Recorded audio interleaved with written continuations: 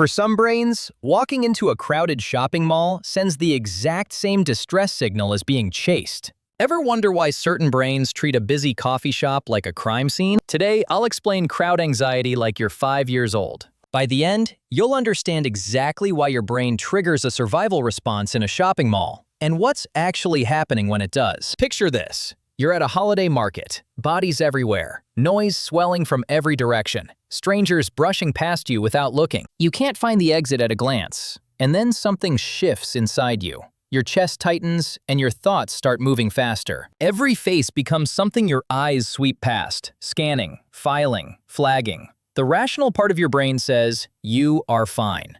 This is a holiday market with candles and hot chocolate, but the rest of your brain doesn't care, not even slightly.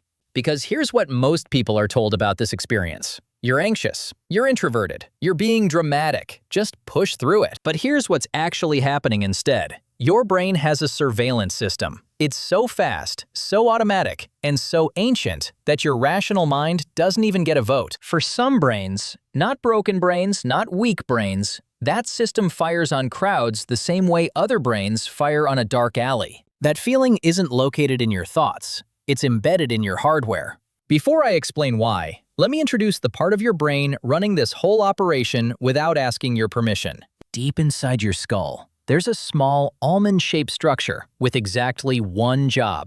Its entire purpose is to detect danger and fire the alarm without waiting for confirmation. Scientists call it the amygdala, but let's call it what it actually is. It's the part of your brain that is still absolutely convinced it's 50,000 years ago, and every threat has teeth. Here's what it was designed to do. Picture yourself out in the wild, completely exposed. There's movement in the bushes, and before your thinking brain can process a single shape, the amygdala has already fired. Your heart rate jumps instantly, and your muscles flood with blood. Your eyes widen and you are ready to run before your conscious mind has formed one word about what it saw. That speed is what saved your ancestors. And that speed is the entire reason you exist. The problem is, that system never got an update. It doesn't process meaning. It doesn't check context. It doesn't care that you have a coffee in your hand. What it does is scan for threat signals. And one of the oldest, most deeply embedded threat signals in the human brain is this.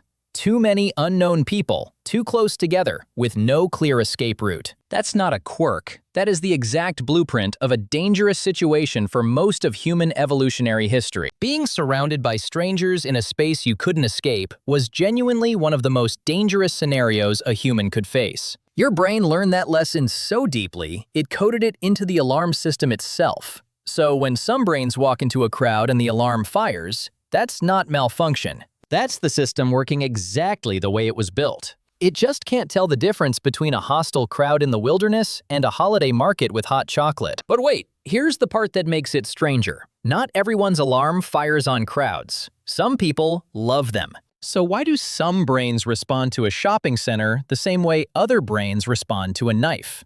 The answer comes down to calibration. Think of the amygdala like a smoke detector. In a normal kitchen, you want it calibrated to fire on actual fires, not every time someone makes toast. But if that detector was installed in a building that burned down, or if it went off repeatedly during genuinely scary moments early in life, it gets recalibrated. Its threshold lowers. Now it fires earlier, on less smoke, on the smell of something that isn't even burning yet. Some brains have detectors calibrated to a normal range. Crowds register as loud and slightly overwhelming, and the alarm stays quiet.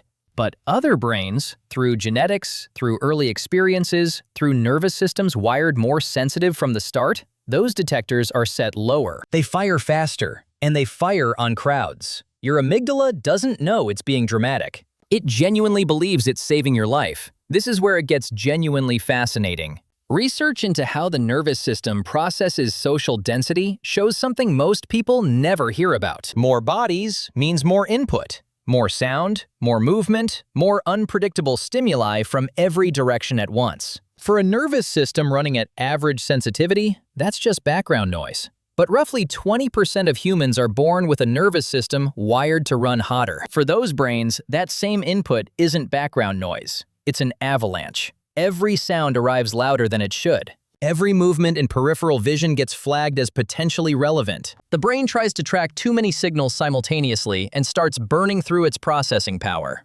And here's what that feels like from the inside. Not, oh, this is a lot of sensory input. It feels like danger. It feels like something is wrong, because the system translating all that input was designed to detect predators. When it gets overloaded, it doesn't file a report. It pulls the fire alarm. So let's go back to the holiday market. But this time, watch what actually happens. You walk in. Your amygdala scans the room. Unknown faces everywhere. Bodies too close. Noise levels too high to track individual sounds. No clear exit in sight. And your brain sends a message that says, this environment matches the threat profile. Initiating response. Get ready to move. Your heart obliges. Your breathing changes. Your attention narrows down to tunnel vision. The thinking part of your brain starts going offline. Because in a real threat, you don't need to reason. You need to run. The worst part? You can feel all of this happening and know intellectually that you're safe and still not be able to stop it. Because the alarm fires faster than thought. By the time your prefrontal cortex, the slow, logical, actually you're fine part of your brain, arrives at the situation, the amygdala has already been running the show for several seconds. Logic doesn't turn off the alarm. It just shows up late and watches. This is what people who've never experienced this genuinely don't understand. It's not that you think you're in danger and choose to feel afraid. The body already decided. The thoughts come after, trying to explain a response that started without them. And if nobody ever told you that your nervous system has a calibration that's different from most, you will absolutely conclude that something is wrong with you. Nothing is wrong with you. Your smoke detector is sensitive. That's it. And a sensitive smoke detector isn't a broken smoke detector. It just needs different management than a house that never catches fire. Here's the one thing that actually changes this. Not eliminates it, but genuinely changes it. The alarm fires partly because your brain is in passive surveillance mode, scanning without a target.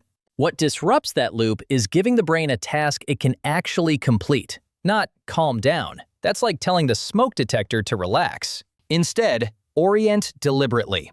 Find one specific thing to focus on, one face you recognize, one conversation to follow, one small mission inside the space. Focused attention competes directly with the threat scanning system. You're not suppressing the alarm. You're handing the brain a different job. It works more often than white-knuckling through it and wondering why your body won't cooperate. So here's what we covered. Your brain has an ancient alarm system that can't distinguish a modern crowd from a prehistoric threat. Some nervous systems are calibrated more sensitive than others. And that's not a flaw, it's a difference in wiring. That difference affects roughly 1 in 5 people. And the most effective way to interrupt the alarm isn't to suppress it, it's to give your brain something else to do. The next time you're in a crowd and something in your chest says, leave, and your brain insists that's irrational, you now know what's actually happening. Your nervous system is doing exactly what it was designed to do. It was built to protect you from situations that looked exactly like that one. It just can't check the calendar. How many other things has your brain been calling danger that are really just sensitivity? And what would change if you stopped trying to fix the alarm and started understanding what set it off?